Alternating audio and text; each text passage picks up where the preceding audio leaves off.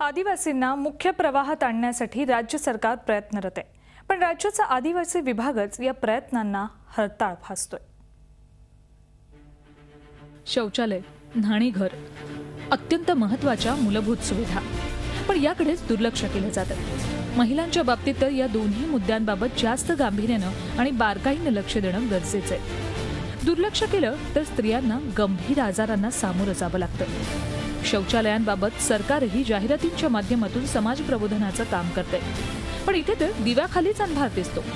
नुसता अंधार नाही तर काळा कुट्ट अंधार, कारण राज्याचा आदिवासी विभाग आदिवासी महिलांच्या आरोग्याबाबत अजिबात गंभीर नाहीये। आदिवासी समाजाला मुख्य प्रवाहात आणण्यासाठी म्हणून कितीतरी योजना राबवल्या जातात।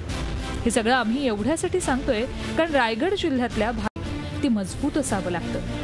त्या छताखाली आपण सुरक्षित आहोत ही हमी असणंही गरजेचं असतं।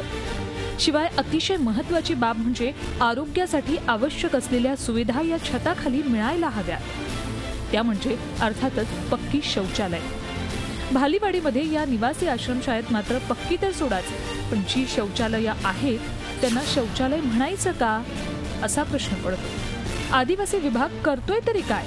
जर आदिवासींसाठी असणाऱ्या या विभागाचंच मूलभूत सुविधांकडे लक्ष नसेल तर या विभागाचा फायदा काय? काय परिणाम होत असेल याचा या मुलींच्या आरोग्यावर, मनावर आणि आयुष्यावर? 5वी ते 10वी पर्यंतचं शिक्षण या शाळेत दिलं जातं। आदिवासी, ठाकूर, डोंगरकोळी आणि मातंग समाजातल्या मुली इथे शिक्षण घेतात। 500 मुलींच्या या आश्रमशाळेत शौचालय किती असायला हवीत? नियमानुसार राज्यात एकूण 520 आश्रमशाळा आहेत। सर्वच आश्रमशाळांमध्ये इथून तिथून थोडीफार हीच परिस्थिती। 20 मुलींमागे एक पक्क शौचालय असणं बंधनकारक आहे, पण या आश्रमशाळेत 500 मुलींमागे फक्त 4 शौचालयं आहेत। जी शौचालयं आहेत तिथे नळ फक्त शोभेसाठी। या नळांनी पाणी कधी पाहिलंच नाही। आंघोळीसाठी फक्त 3 न्हाणीघरं। बेसिन आहेत, त्याला नळही आहेत, पण ते तुटलेले। न्हाणीघरांची अवस्था न सांगितलेली आणि न दाखवलेलीच बरी, कारण वयात आलेल्या या मुली अशा न्हाणीघरांमध्ये आंघोळ करतात याची आम्हाला कल्पनाही करवत नाही। आंघोळीसाठी, शौचासाठी पाणी खूप दुरून आणावं लागतं। शाळा प्रशासनानं म्हणे एक शौचालय बांधलंय, पण तेही अपूर्ण, त्यामुळे तेही बंद अवस्थेत। हे ओले कपडेही शिक्षणाचे धडे घेता घेता सुकतायत, कारण कपडे वाळवायला जागाच नाही। जिथे अभ्यास करायचा तिथेच कपडे सुकवायचे, तिथेच जेवायचं आणि तिथेच झोपायचं। शिवाय आपलं कासवाचं बिऱ्हाडही सोबतच ठेवायचं।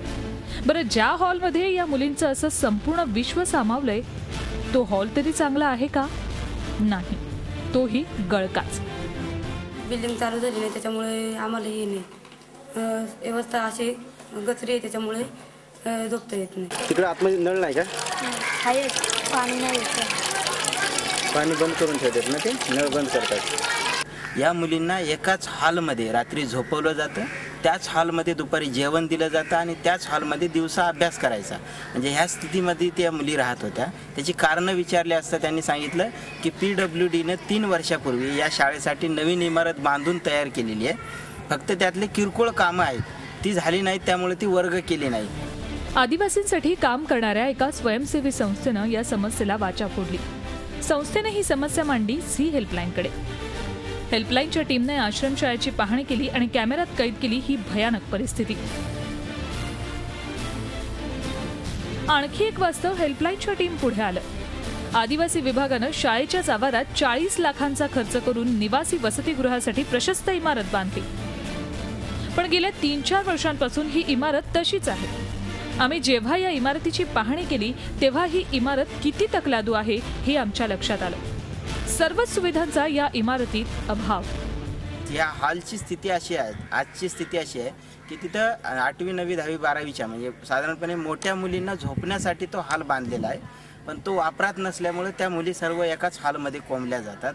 की तो हॉल आहे, बांधकाम झालेलं आहे, त्यासाठी पैसा आलाय, 3 वर्षापूर्वी बांधलंय, पण ते आणखी वर्ग केलं नाही तर ते तात्काळ वर्ग करावं। आज तो हॉल गळत आहे, म्हणजे 3 वर्षाचाच आहे, आज तो पूर्ण गळतोय हॉल। तिथं लाईट फिटिंग नाही, काचा फुटलेल्या आहेत, जाण्या येण्यासाठीचा नीट रस्ता नाही। याबाबत मुख्याध्यापिकेकडे विचारणा केली तर त्यांनी कॅमेऱ्यापुढे बोलायला नकार दिला। या इमारतीचं बांधकाम सार्वजनिक बांधकाम विभागानं केलंय, पण इमारतीची अवस्था पाहून हे बांधकाम झोपेत केलंय की काय अशी शंका येते. म्हणूनच हेल्पलाईनच्या टीमनं गाठलं कर्जतमधलं सार्वजनिक बांधकाम विभागाचं कार्यालय. पण कार्यालयात उपविभागीय अभियंता जी.के. पारेख यांचा पत्ताच नव्हता. हेल्पलाईनची टीम येऊन गेल्याचं कळताच तातडीनं नवीन वसतिगृह सुरू करण्यासाठी ठाण्यातल्या आदिवासी आयुक्त कार्यालयात बैठक झाली.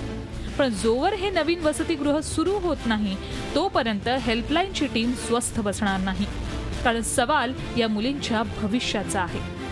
कर्जतहून अमोल पाटीलसह bureau report, Zee media, Mumbai. Zee 24 तास, एक पाऊल पुढे.